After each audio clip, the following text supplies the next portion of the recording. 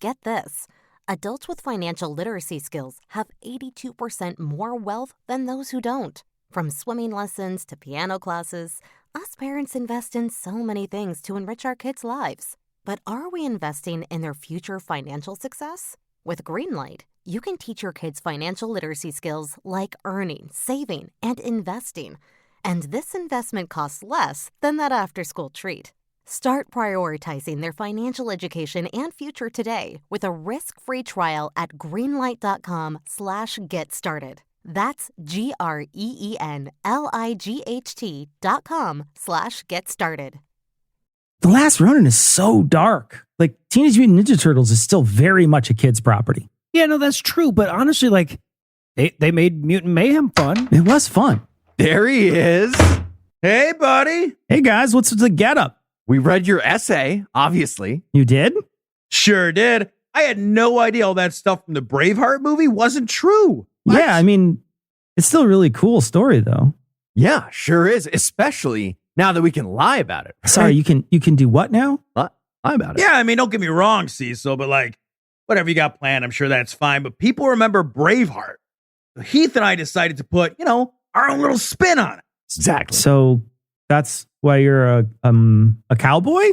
Absolutely correct. Yeah, I'm Rootin' Tootin' Wallace, the fastest gun in the Scottish West. That's right. And I'm Wilhelmina Wallace, the lady outlaw and Black Widow of the English elite.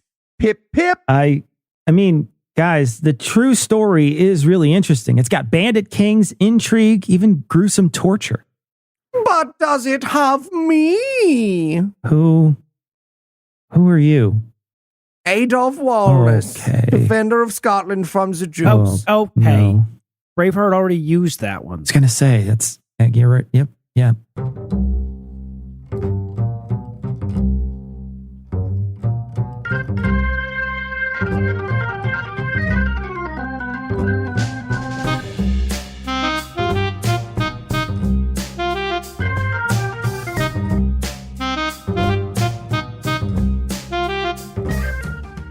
Hello and welcome to Citation Needed, the podcast where we choose a subject, read a single article about it on Wikipedia, and pretend we're experts, because this is the internet, and that's how it works now.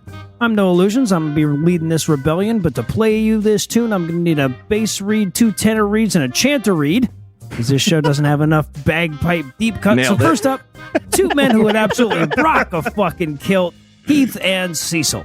Okay, first of all, yes, I would. Bagpipes and kilts, both great. Highly maligned, both amazing things. Who doesn't want a skirt and a cool Hard instrument? agree. And I rock it because people just think I'm wearing beaver pelt leggings when I'm wearing it. So Exactly. Yeah, you're just already there. Way ahead of me.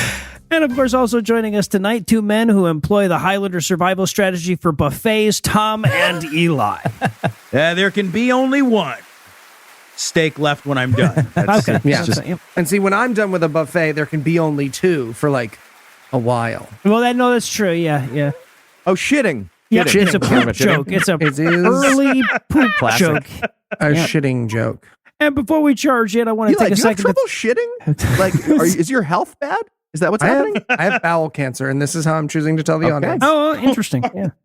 No, right I don't before have the bowel Patreon cancer. thing, that's exactly That what was a he's good telling me. time. Yeah, That was a good right. time. I'll nailed it. tell you I actually don't have bowel cancer after the Patreon plug. Go ahead. There you go. We're doing ads to pay for bowel cancer, everybody. There you go.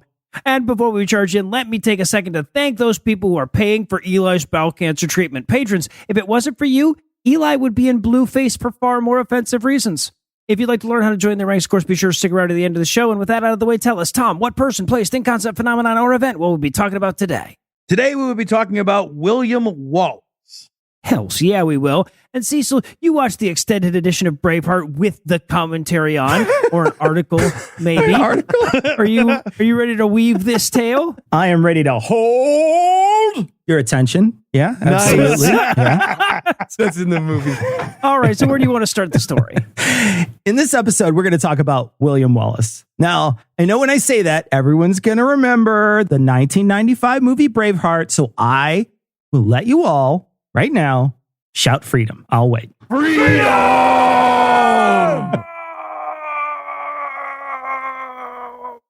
Okay. What's the movie again? Every day from that day till the... Okay, I'm done. Okay, now that you got that out of your system, we can talk about William Wallace. I'll be pointing out some... One Johnson. Sorry. No, go ahead. You're good. That's it. I'm done.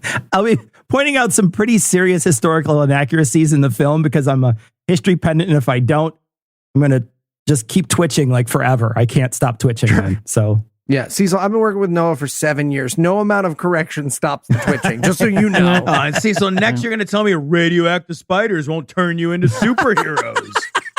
No, if that's true, last Monday would have been the time to tell me that, by the way. That's where the twitching is coming from, actually, I think. William's origin story has little detail. He was definitely a member of lower nobility in Scotland. He was born around 1270. His dad may or may not have been Alan Wallace, who was a lord of lower nobility at the time. It's also possible that his surname means foreigner or Welshman in English. So he might have been a foreigner, or he might have just spoke a different dialect than the people who lived in Scotland. There is one thing we know for sure, though. He didn't wear a kilt. Butt naked. Got it. What? Yep. No, okay. That's that's the ballsy. Kilts. Ballsy. That's so disappointing. No. Seriously? No. That's like a historical thing. Cecil Historically said he inaccurate. inaccurate. That's what we just heard Here here. is historically inaccurate. Don't ever listen Boo. to anything Tom ever says. Here we go. He went balls out. Kilts were first invented. Is invented the right word for wrapping a length of cloth around you? I don't know. Anyway, they were invented in the 16th century, like 250 years after he lived. It's like Elon Musk is an inventor. So no, he was not wearing a kilt, running around, fighting battles. He also didn't wear blue face paint. That had been done by the Scottish What? about 3 centuries earlier. Come on. But he was, hold on though, he was certainly a knight at the time, and he understood warfare, and he would eventually become the Guardian of Scotland, and he would be one of the main forces in the First War of Scottish Independence. Okay, so it wasn't Jewish people starting every war, and Mel Gibson knew that. So that's just like irresponsible of him. I think it's awfully bold of the Scots to name it the First War of Scottish Independence, right? When they were so fiercely independent that the Roman Empire just walled them the fuck off at a certain point. But to understand who and what William fought for, we have to understand the political lay of the land in Scotland around this time. I mean, we don't have to, so we can talk about other stuff. How are things at home? How's Sarah dealing with homelessness? Okay, right? when William was a boy, King Alexander III was the ruler of Scotland. He ruled from 1249 to 1286.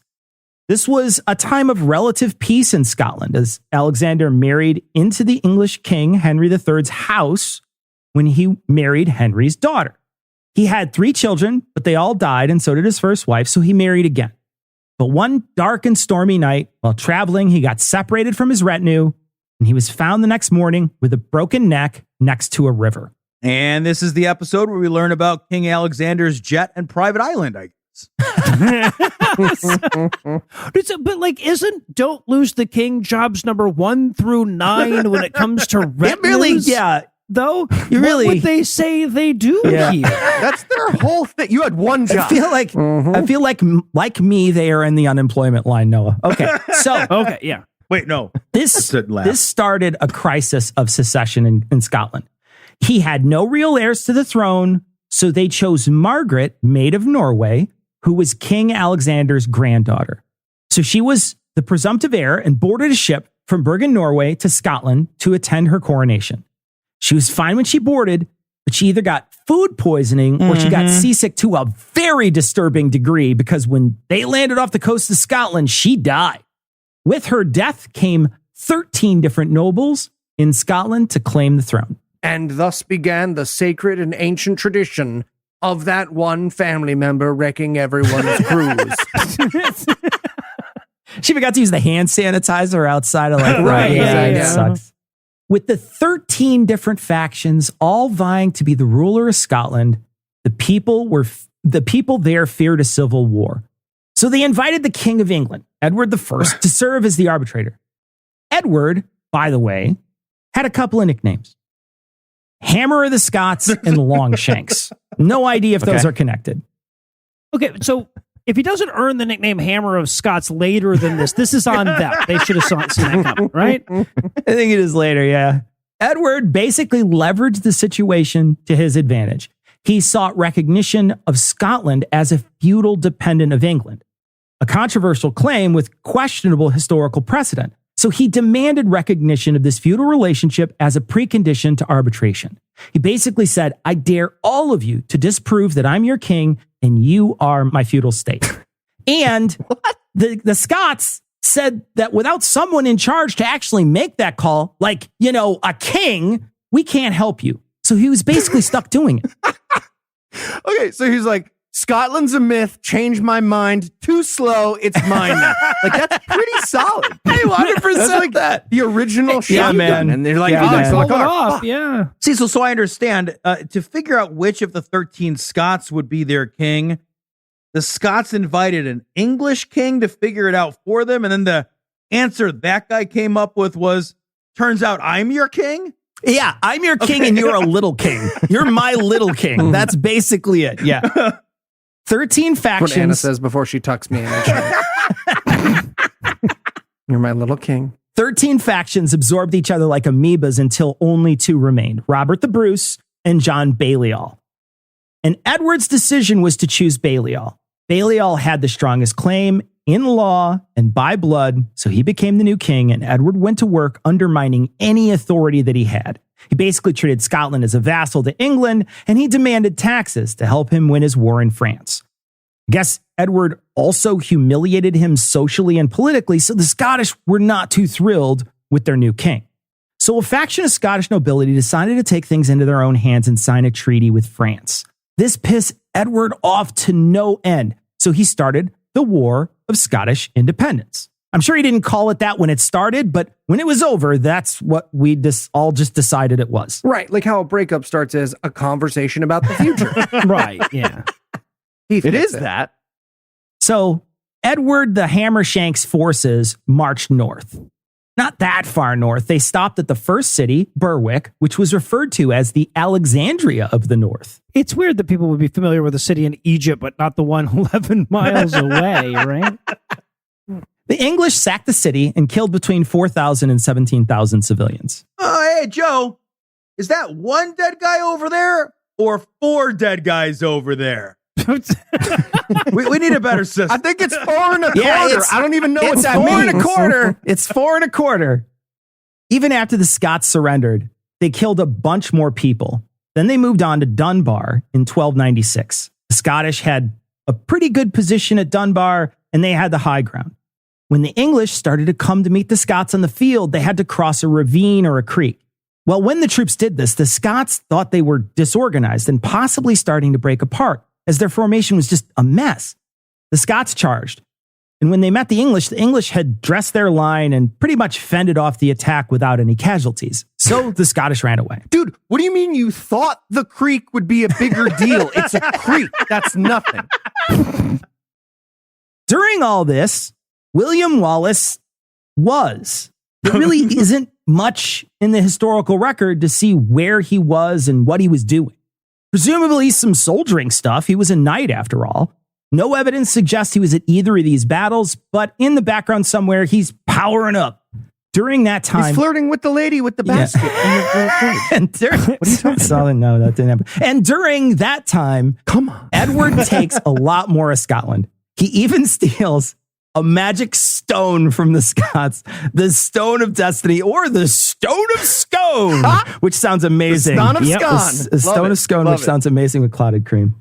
Clotted cream needs a serious rebranding as a food. Right. Yeah. Thank No, you. it doesn't need a better name because then you just eat all of it all the time. That's just so gross. Hey, fun fact, the Stone of Scone is also called Jacob's Pillow, which proves that Mike Lindell stole his idea for pillows as comfortable as rocks from a Scottish dude named Jacob. Okay. There you go. All right. He was also into crack stones.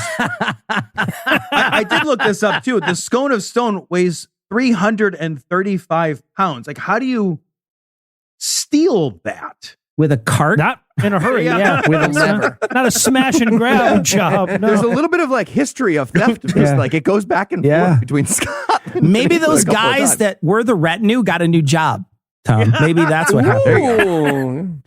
So what is the Stone of Destiny? It's a hunk of red sandstone that they used during the coronation of Scottish kings. So like one hand on base or something like that. Anyway, Exactly. the English marched in, took the 335-pound hunk of rock, They took it in 1296, and the English would eventually find it in a junk drawer and give it back to them in 1996, 700 years later. It must still be magic because it's kept in the same place as the Scottish crown jewels. Right, but England gets to borrow the magic rock for their Yes! magic olive oil ceremony when they do a new king or new queen and do their coronation in England. So Yes. they get it back for that. As weird as all this is, it's not as weird as the fucking joint custody agreement they've got about it now. No. The historical record of William Wallace starts right about this time. So Scotland throws rock, England throws paper, rock gets stolen. William either attended a court or infiltrated a court of the Sheriff of Lanark.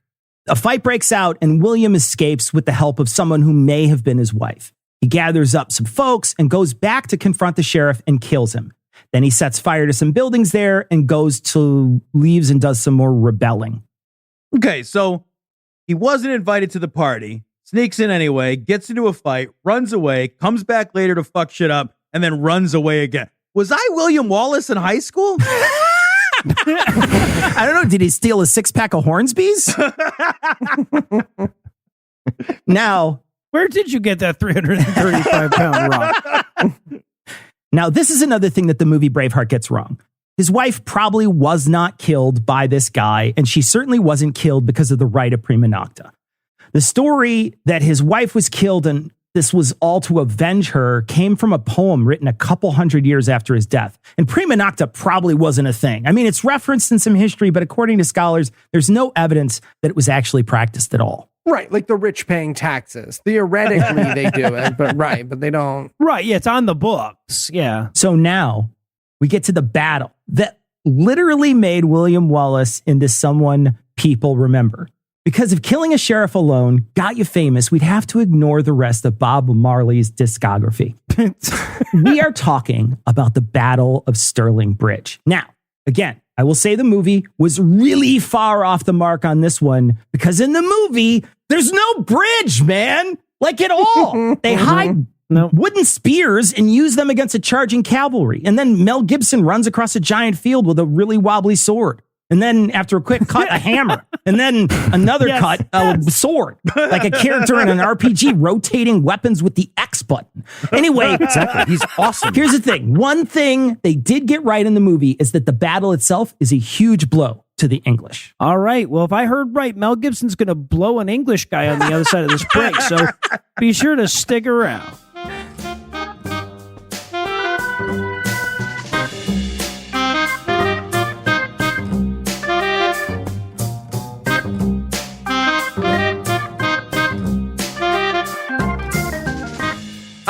Gentlemen, I'm afraid I've got terrible news. The Stone of Scone is gone. Why was it on its own? Hey, what's your tune? No, this I own. There's no need to moan. The stone is gone. The Stone of Scone? The very one. Sorry, that's my phone. I recognize the tune. Is it about the stone? The Stone of Scone is gone. This was a very silly sketch. Yeah, but at least now it's done.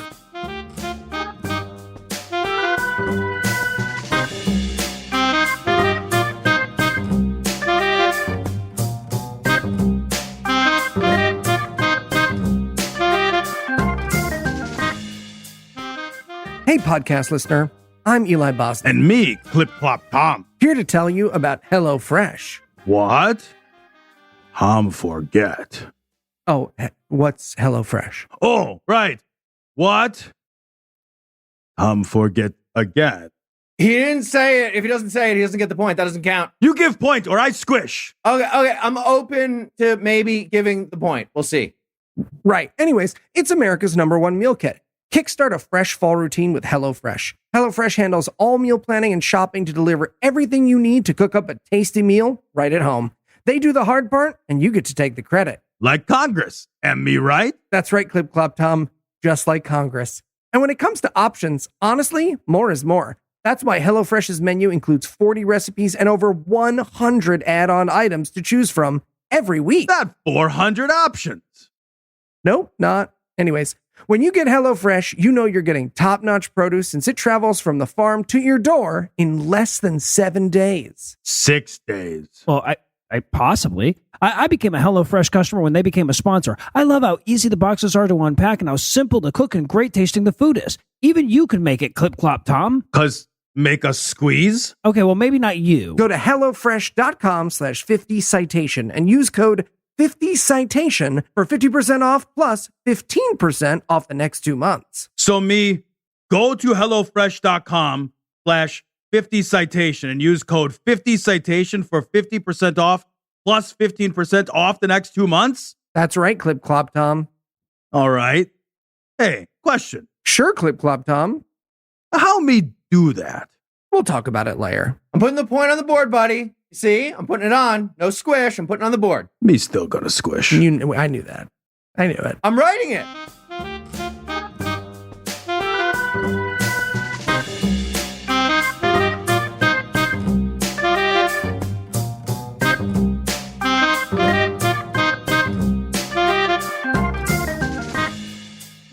And we're back. When we last left off, we learned that Mel Gibson is a bad source for historical accuracy. So tell us, Cecil, did the Battle of Stirling actually have extras sort of half-assedly swinging their swords and then changing their mind midway in the big panning shot, or was that also bullshit? Every battle has extras. They have extras because that pisses off Tom later when they don't count them. So it's every battle. Did that all really happen in the movie? I remember loving this movie. God damn it. So we all know the background here. The English invaded, and at this point, they're marching around the north with a large force. They get to a winding river called the River Forth. The only place for an army to stay mostly together and cross is over a small wooden bridge at Stirling Castle. The Scottish are nearby on the north side as the English start to fill up the south side of the river around the bridge. The English spend several days looking for a better place to cross the river, and there just isn't one. So they send over some emissaries to talk with the Scottish and with William Wallace. And this is what he said to have told them, quote, "We are not here to make peace, but to do battle, to defend ourselves and liberate our kingdom. Let them come on, and we shall prove this to their very beards," end quote. Okay, I can't be the only person now disappointed that nobody's ever wanted to prove anything to my beard. Right? I like this better than the Never Take Our Freedom speech. Yeah, it's better, actually. Yeah. Yeah, I was going to say. Now, this bridge is really long and narrow. Only 2 men seated on horseback can fit across. And no one's flinching here. So after a few days, I guess the English shrug and think, what's the worst that can happen? We'll pin in that. On September 11th, 1297, Never forget. they started to cross the bridge in a long column. Now, There's a controlled demolition. Wooden bridges don't burn that man. Now, this is an army of about 9,000 men. Islamic terrorism. What? Islamic Haggis. terrorism. Got it. You have to hear it all. Or not at all. That's Radical Islamic terrorism. Nailed it, Eli. You nailed it. Cecil, you were saying You absolutely killed that one. Now, Kill. this is an army of about 9,000 men, 2,000 cavalry and 7,000 infantry. It's going to take them literally all day to cross this bridge. So they start filling up on the other side, making way for people behind, and nothing happens. Wallace just lets them cross for a while. Feels like there was a lot of after you going on at the end of that line. No, just like, no, I insist, Hey, please. the Scottish guy in the futuristic skirt that we don't have yet in this universe, he's just waving us into his area. I feel like we're good, right? We're just good. So after about 2,000 knights, cavalry, and footmen cross over, Wallace orders his troops to charge them. The English countercharge with their cavalry, and the Scottish spearmen counter the English charging on horses. I'm just envisioning a lot of people shouting, "Aha!" The Scottish then use the overwhelming numbers to just push the English back away from the north end of the bridge. The Scots just don't have to do much to control the bridge, as only a few people from the south can cross it at one time. So they just set up there and they hold off the rest of the English reinforcement as their side mops up the English on the wrong side of the river. I would be remiss if I didn't mention that one of the knights on the English side did fight his way back across the bridge. His name was Sir Marmaduke Thwang. Okay, but Come on. I think we all know how he survived, Cecil. Aha, you thottish brute! Have at thee! Oh, I'll have at thee, you English bastard. You may only wish to take the life of Sir Marmaduke Thwang. Sorry, Matt. Wait, what did you say? Oh, I said you may only wish to take the life of Sir Marmaduke Thwang. Marmaduke Thwang? Jesus. What? It's a royal name. It's the Royal is silly, maybe. Never mind. I don't want to fight you anymore. What? Oh, come on! You gotta fight me. No, sorry, Marmaduke. I'm a man who's proud of his kills, and I refuse to be the man who killed Marmaduke Thwang. I'd be a laughingstock. Come on, have at thee. Have at thee. I said no, Marmaduke. Fine. I shall head back across the river, arm myself with a bow. Many this day will fall to the twang of Thwang. It's not better. You don't know. Okay, twang of thwang was genius if that's what that guy said Thank you. Chances are the troops on the getting killed side of the river tried to cross it by swimming. Some may have made it, most probably drowned. The English troops on the safe side of the river decided to leave and take the bridge with them. They leave a small contingent of troops at the castle and retreat back to the part of Scotland they already conquered. The Scottish chased them and harassed them and killed them in raids all the way to Durham, England. Wallace, who was at very least partially responsible for the victory, was named the Guardian of Scotland and the commander of the army. He also killed one of the leaders of the English army and supposedly took some of his skin, quote, from his head to his heel to make therewith a baldric for his sword, end quote. Ew. I mean, that sounds badass, but in practice, I bet it didn't go so smoothly. Dude, what are you doing? Hold it still. I'm trying. It keeps tearing. Well, then hold it gently. It's asking, Dave. Believe me, I'm holding it as gingerly as it is possible for a human being to do. This is crazy. We make sword sheaths all the time, Tim. Yeah, man, out of cows. Cows are basically giant hexagons of flat surface with super durable skin. We're working with like 6% taint here. Aye, you smithies. How goes my new baldric? Going great, sir. Almost done, yeah. Aye, yes. I shall wear it on the field of battle. You sure will, sir. Mm-hmm. You want to just do a cow and tell him the guy was really hairy? I mean, you'd never guess it from our accents, but we are Scottish. Exactly, thank you. I'm going to go wash my hands. Such a slow process to get the skin when he first does it, too. Like, Yeah. William Wallace does this big dramatic kill, right? It's like the one where he cut the guy's throat. It was a big deal, but then he was like, all right, I'm just going to get a good rip start. Fuck, it went sideways. I trim my fingernails right before the battle. Anybody got fingernails? What do you guys? Does anyone? It's like a corner of a CD. Can I start it with my teeth? I don't want to start it with Should my I teeth. go over the dick on the front or the butthole on the back? Now that I think about it. So Edward Scotchhammer did not take this news well. He makes a truce with France and he marches his army north to deal with Wallace. And he starts pillaging, trying to call out the Scottish army and Wallace. But Wallace will not take the bait. I guess Wallace and his army did follow them around and harry them on occasion, and he cut off their supply lines to try to get them to retreat back to England. Supplies got so low for them at one point, Edward had to quell a riot of his own troops by just killing a lot of them. From what I read, he started out with 25,000, and the desertion and rioting basically lost him about 40% of his army. Or 160% of his army. Yeah, somewhere in there is the right number. After 3 months of just tromping around Scotland, things were not looking good for Edward.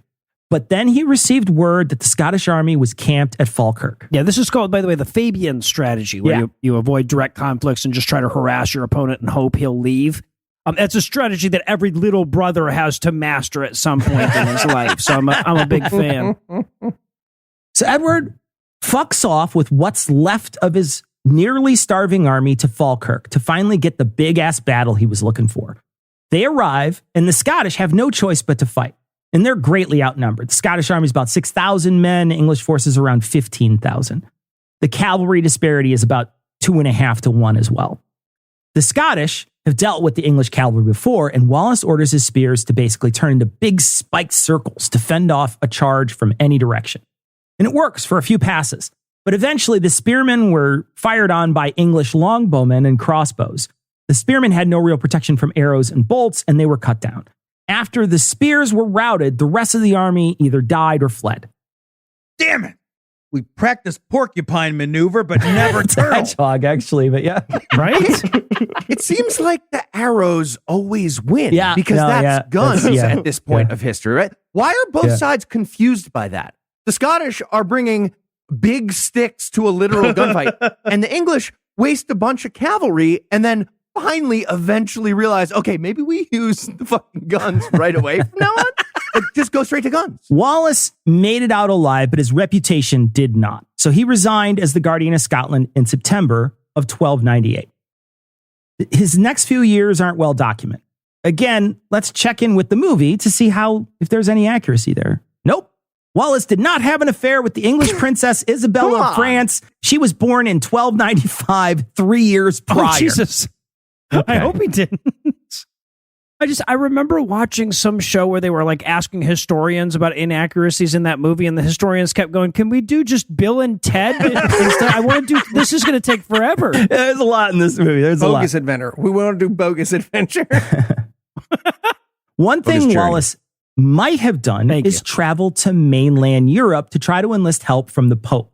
There is no real documentation about this, but there is some evidence that he tried to enlist the King of France to help in the Scottish War of Independence.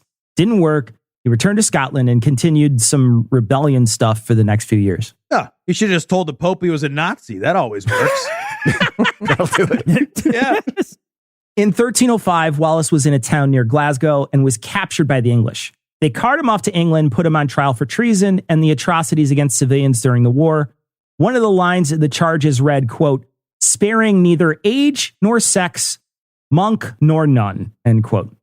They took a garland of oak and they crowned him king of the outlaws. His response to the treason charge was, quote, "I could not be a traitor to Edward, for I was never his subject," end quote. Also, sick burn. Okay, first Jesus, then this guy. Noah, you were alive. When did we figure out ironic crowns weren't the slam we thought they were? Yeah, it seems like they were excited about that moment. I feel like we should bring that back, though. Like, big trials get run by a beginner improv class with props. Sure. Like, I Sure. like that, actually. All right. Now, the torture scene at the end of Braveheart, that actually was pretty spot on. On August 23rd, 1305, 718 years ago today, Wallace was stripped naked and dragged through the streets of London. Now, trigger warning, I'll be listing off the things they did to him straight from Wikipedia. Quote, he was hanged, drawn and quartered, strangled by hanging, but released while he was still alive, emasculated, eviscerated, with his bowels burned before him, beheaded, then cut into 4 parts. Wallace's head was dipped in tar and placed on a spike atop London Bridge. Wallace's limbs were displayed separately in Newcastle, Berwick, Stirling, and Perth, end quote. I wonder if those cities competed for him, like the Olympics, right? They had a bunch of like school kids submit essays on why Stirling would be such a great place for the left arm or something like that. Be Okay, great. not to downplay the moment or anything, but it's no skin off my nose what they do to me after they hang me to death. I right? know, Right, yeah. Oh, Yeah. and then we're going to torture your house. Like, okay, yeah. Punch those bricks right in the balls, man. What are you doing? Wallace would eventually become the poster boy for Scottish independence, with monuments in his honor, poems written about him, and streets all over Scotland bearing his name. Robert the Bruce would become the next Guardian of Scotland. And unlike in the movie, they probably didn't know each other, or at least they didn't know each other well. In 1306, He had that Robert cool for the fur jacket. No, What? it didn't happen. No. In Come on. 1306, Robert the Bruce would unite the armies of Scotland and fight for 8 years against the English, finally getting Edward's son, Edward II, to flee. But that is a story for another day. I will now again let you all yell freedom. Jews Is it started all the wars. What's the movie? And if you had to summarize what you learned in one sentence, Cecil, what would it be? William Wallace proves you can win the battle and lose the war. Damn sure did. Are you ready for the quiz? Let's do this. Freedom. All right, Cecil, as far as I can tell, William Wallace was mostly renowned for successfully defending a bridge once. Mm-hmm. A, Yep, but pretty much or it. possibly 4 bridges. No. B, history's all made up. C, nobody knows if anything ever happened. I hate you. D, I hate you. D, I hate you. That's correct. Yeah. I have to be no right. format, yes. Your feelings can't be wrong, Cecil. All right, Cecil. William Wallace had a little extra head to heel skin left over after his sword baldric. What did he make out of it? A, an ascot. B, sackcloth. Or C, a neckerchief. Nice. Wait, but that's what neckerchief already. It's already Neckerchief. neck. It already is. Neckerchief. Yeah. Okay. Ascot. It's ascot. Thank you. Yes, correct. I don't think that's correct. No, it's No, wrong. actually, it's a cot made out of an ass. It's neckerchief. It was neckerchief. Okay. Cecil, one more for you. And speaking of the skin thing, obviously we're all Yeah, focused sure. on No, the I skin thing at figured this everybody point. was going to do it. Mel Gibson obviously needs to do a movie about the guy who got skinned. What's the best title for that movie? A, Playback. Because Mel Gibson was in Payback. Yeah. B, Yep. Mad Mask. Or C, The Man Without a Face. Oh, well done. I'm going with Flayback. That's just too good. Yeah. Playback is correct. Well done. All right. Well, it looks like our winner this week is Eli. Woo! All right. I want a Heath essay next week. All right. Well, for Heath, Eli, Cecil, and Tom, I'm Noah. Thanking you for hanging out with us today. We'll be back next week, and by then, Heath will be an expert on something else. Between now and then, be sure to check out Cecil's cooking show, Season Liberally, and be sure to check out Tom and Eli on Dear Old Dads, plus other stuff. And if you'd like to help keep this show going, you can make a per-episode donation at patreon.com/citationpod or leave us a 5-star review everywhere you can. And if you'd like to get in touch with us, check out past episodes, connect with us on social media, or check the show notes. Be sure to check out citationpod.com. And last, General Wallace, you've met your match. Indeed I have. Ye've bested me, and my death is at hand. Tell me, brother, may I know the name of the man who has bested me? Well, it's... Come, brother, I haven't long. Tell me now. My name is... It's Chris. Thank ye, Chris. Thank ye. Yeah, no problem. Gentlemen, I'm afraid I've got terrible news. The Stone of Stone is gone. Give me a sec. You can do it. You can do it.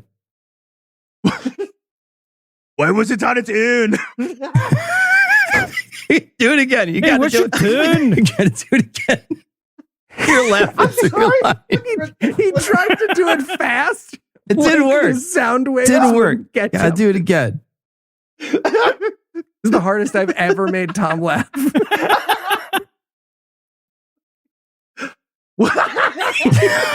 Come on. Hold on. What? It's just having to repeat it. This fucking ridiculous guttural nonsense. Why was it on its own? Hey, what's your turn? No, this at own. There's no need to moan. The stone is gone. The stone of skin? The very one. Sorry, that's my turn. I recognize the turn. Is it about the stone? The stone of skin is gone. This was a very silly sketch. Yeah, but at least now it's done. That was great. That was great. Really funny. Oh, we're going to get so much bad mail. They're going to invite us back to Edinburgh for that one. Yeah, exactly. Yeah, it's revenge. Did you know that parents rank financial literacy as the #1 most difficult life skill to teach? Meet Greenlight, the debit card and money app for families. With Greenlight, you can send money to kids quickly, set up chores, automate allowance, and keep an eye on your kids' spending with real-time notifications. Kids learn to earn, save, and spend wisely. And parents can rest easy knowing their kids are learning about money with guardrails in place. Try Greenlight risk-free today at greenlight.com/get started. That's GREENLIGHT.com/get started.